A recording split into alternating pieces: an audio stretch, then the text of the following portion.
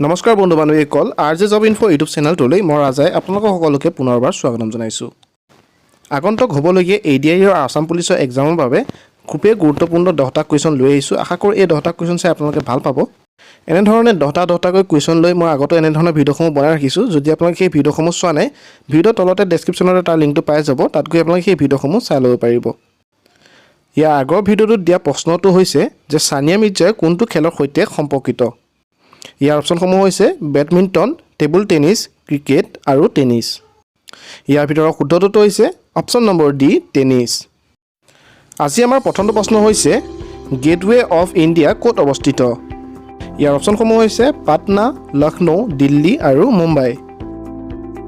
ইয়াৰ ভিতৰত শুদ্ধটো হৈছে option number D Mumbai. Gateway of India মুম্বাইত অৱস্থিত, মনত ৰাখিব। নেক্সট কুৱেশ্যন নম্বৰ 2, মহেঞ্জোদাৰো কোনখন নদীৰ পাৰত অৱস্থিত। ইয়াৰ অপশ্যনসমূহ হৈছে ৰাবি, জিলাম, চেনাব আৰু সিন্ধু। ইয়াৰ ভিতৰত শুদ্ধটো হৈছে option number D Sindhu. Mohenjodaro Sindhu নদীৰ পাৰত অৱস্থিত। মনত ৰাখিব 1922 চনত মহেঞ্জোদাৰো আৱিষ্কাৰ কৰিছিল ADRE বেনাৰ্জীয়ে। নেক্সট কুৱেশ্যন নম্বৰ 3, ৰাজ্যসভাৰ সদস্য পদৰ বাবে নিম্নতম বয়স কিমান। ইয়াৰ অপশ্যনসমূহ হৈছে 20 বছৰ, 25 বছৰ, 30 বছৰ আৰু 35 বছৰ। ইয়াৰ ভিতৰত শুদ্ধটো হৈছে অপশ্যন নম্বৰ চি 30 বছৰ। ৰাজ্যসভাৰ সদস্য পদৰ বাবে নিম্নতম বয়স হ'ব লাগে 30 বছৰ। লগতে আপোনালোকে এইখিনি কথাও জানি লওক যে প্ৰেছিডেণ্ট, ভাইচ প্ৰেছিডেণ্ট আৰু গভৰ্ণৰৰ কাৰণে 35 বছৰ প্ৰয়োজন, ৰাজ্যসভা সদস্যৰ কাৰণে 30 বছৰ আৰু লোকসভা সদস্যৰ কাৰণে 25 বছৰৰ প্ৰয়োজন হয়। গোটেইখিনি আপোনালোকে ভালদৰে নোট ডাউন কৰি ল'ব, তেতিয়া ৰিভিজন কৰাত আপোনালোকৰ সহায় হ'ব। নেক্সট কুৱেশ্যন নম্বৰ 4, অসমৰ মুঠ ভৌগোলিক এলেকা কিমান শতাংশ বনাঞ্চলে আৱৰি আছে। এই অপশ্যনসমূহৰ ভিতৰত শুদ্ধটো হৈছে অপশ্যন নম্বৰ এ 34.21 শতাংশ। প্ৰশ্নটো মন কৰিব, অসমৰ মুঠ ভৌগোলিক এলেকাৰ 34.21 শতাংশ বনাঞ্চলে আৱৰি আছে। নেক্সট কুৱেশ্যন নম্বৰ 5, পবিতৰা বন্যপ্ৰাণী অভয়াৰণ্য ক'ত অৱস্থিত। ইয়াৰ অপশ্যনসমূহ হৈছে মৰিগাঁও, শোণিতপুৰ, ডিব্ৰুগড় আৰু তিনিচুকীয়া। ইয়াৰ ভিতৰত শুদ্ধটো হৈছে অপশ্যন নম্বৰ এ মৰিগাঁও। পবিতৰা অভয়াৰণ্য মৰিগাঁও জিলাত অৱস্থিত। লগতে এইটো কথা আপোনালোকে জানি লওক যে 1971 চনত সংৰক্ষিত বনাঞ্চল হিচাপে পবিতৰা ঘোষণা কৰা হয় আৰু 1987 চনত বন্যপ্ৰাণী অভয়াৰণ্য হিচাপে ঘোষণা কৰা হয়। এই চনসমূহ আপোনালোকে মনত ৰাখিব।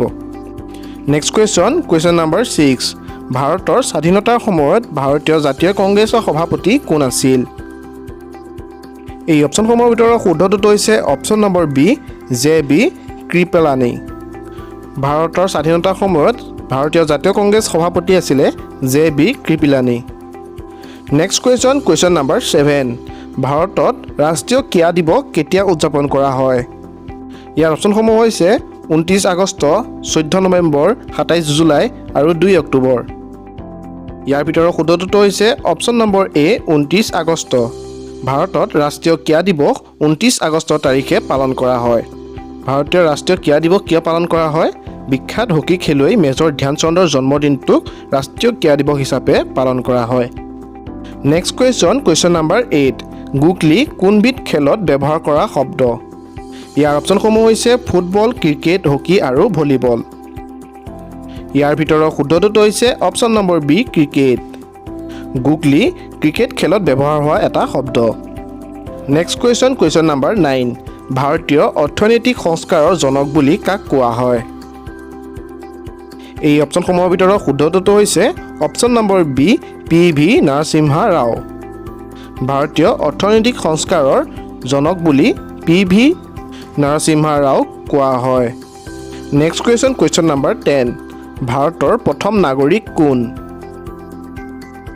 এই অপশ্যনসমূহৰ ভিতৰত শুদ্ধটো হৈছে অপশ্যন নম্বৰ এ ৰাষ্ট্ৰপতি।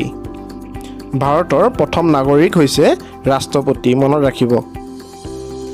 এই কুৱেশ্যনটো এতিয়া আপোনালোকৰ কাৰণে যে বমডিলা পাছ কোনখন ৰাজ্যত অৱস্থিত। ইয়াৰ অপশ্যনসমূহ হৈছে নাগালেণ্ড, ছিকিম, অৰুণাচল প্ৰদেশ আৰু হিমাচল প্ৰদেশ। এই অপশ্যনসমূহৰ ভিতৰত শুদ্ধটো কোনটো হয় আপোনালোকে কমেণ্ট বক্সত কমেণ্ট কৰি জনাব যদিহে পাৰে যদিহে নোৱাৰে তেনেহ'লে মই নেক্সট ভিডিঅ'টোত আপোনালোকৰ কাৰণে এই কুৱেশ্যনটো আকৌ ৰিপিট কৰাই দিম আজিলৈ এই ভিডিঅ'টো ইমানখিনি আছিলে যদিহে ভিডিঅ'টো চাই ভাল পালে ভিডিঅ'টো এটা লাইক কৰি চেনেলটো ছাবস্ক্ৰাইব কৰি কাষত থকা বেল আইকনটো প্ৰেছ কৰি ৰাখিব আজিলৈ মই ৰাজাই বিদায় লৈছোঁ পুনৰ লগ পাম নতুন এটা ভিডিঅ'ত ধন্যবাদ জয় অসম